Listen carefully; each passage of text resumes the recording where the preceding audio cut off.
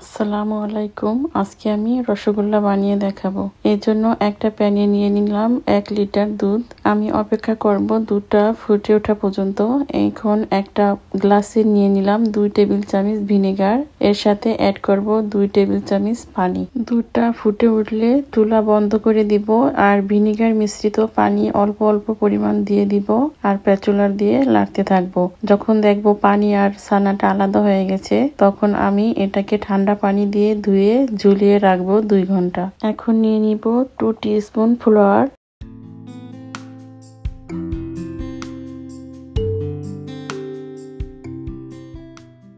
দিয়ে দিব 2 টিস্পুন সুজি,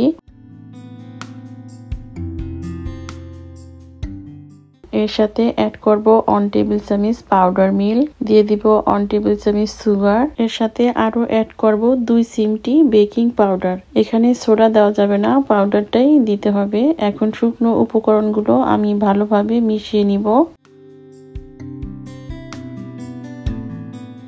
মিশিয়ে নেওয়া হয়ে গেলে এর সাথে অ্যাড করব 1 টিস্পুন কুকিং অয়েল। অয়েলটাকে আমি শুকনো উপকরণের সাথে ভালোভাবে মিশিয়ে নিব। মিশিয়ে নেওয়া হয়ে গেলে এটাকে আমি এক সাইডে রেখে দিব। এখন আমি ছানাটা মধ্যে নিব।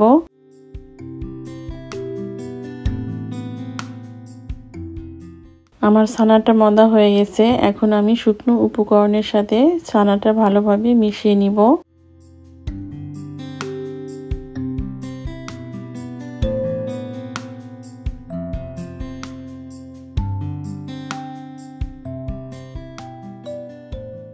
আমার ছানাটা মদা হয়ে গেছে, এটাকে এক সাইডে রেস্টে রাখবো।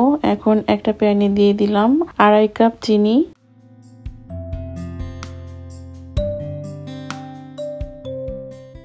এর সাথে অ্যাড করব 2 কাপের মতো পানি।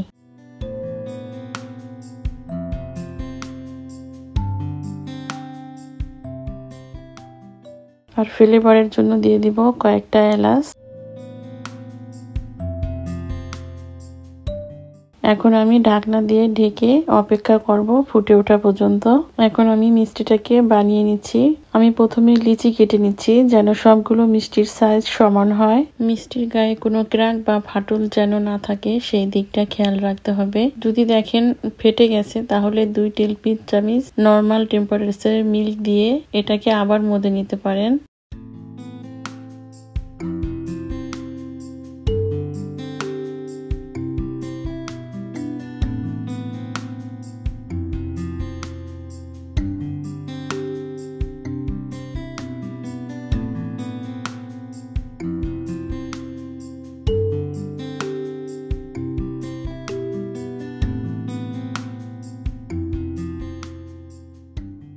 আমার সবগুলো মিষ্টি বানানো হয়ে গেছে।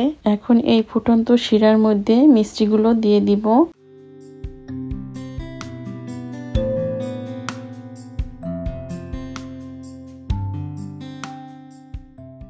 এবং ঢাকনা দিয়ে অপেক্ষা করব 5 মিনিট। ফিরে আসলাম 5 মিনিট পরে। এখন আমি মিষ্টিগুলোকে উল্টে দিব।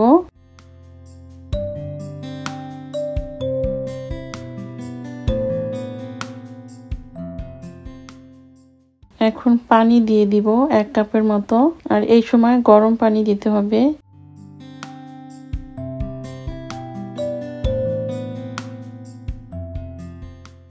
এবং ঢাকনা দিয়ে ঢেকে দিব। অপেক্ষা করব 5 মিনিট। ফিরে আসলাম আরো 5 মিনিট পরে।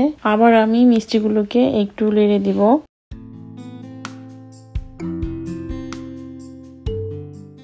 এবং পানি দিয়ে দিব 1 কাপের মতো।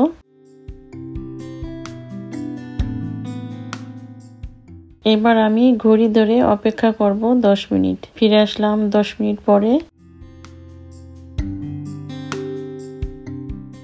এখন আমি একটা মিষ্টি চেক করে দেখাচ্ছি। দেখুন মিষ্টিটা পানিতে ডুবে আছে, তার মানে মিষ্টি হয়ে গেছে। আর এই মিষ্টিটা হওয়ার জন্য সম্পূর্ণ আমি চুলার হিটটা হাই হিটে রেখেছিলাম। চুলা বন্ধ করে 1 কাপের মতো ঠান্ডা পানি দিয়ে দিলাম। ফিরে আসলাম 6 ঘন্টা পরে। আমি এই মিষ্টিটাকে 6 ঘন্টা রেস্টে রেখেছিলাম।